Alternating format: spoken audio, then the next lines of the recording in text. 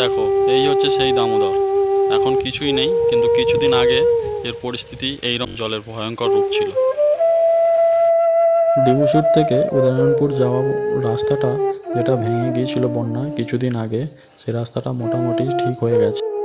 যখন রাস্তাটা ভাঙে তখনকার এই দৃশ্যটা দেখো, আজ থেকে 10 দিন আগেকার ভিডিও এটা। তো রাস্তার অবস্থাটা কীরকম অবস্থা হয়েছিল দেখো।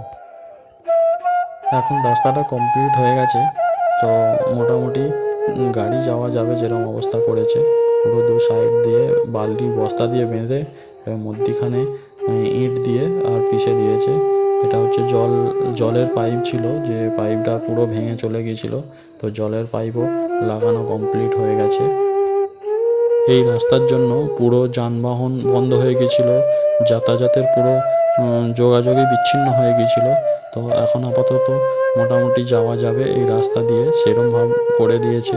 তো কিছুদিন আগে এর দৃশ্য খুব ভয়াবহ ছিল, দেখে খুব ভয় লেগে যাওয়ার মতো ছিল।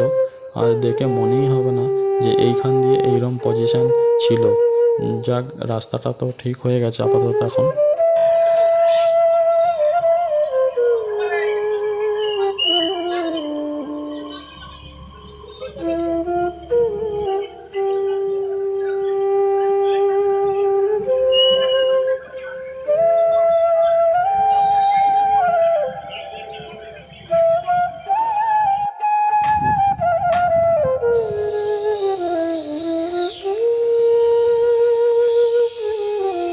একদম পুরো ভেঙে ঢুকে গেছে।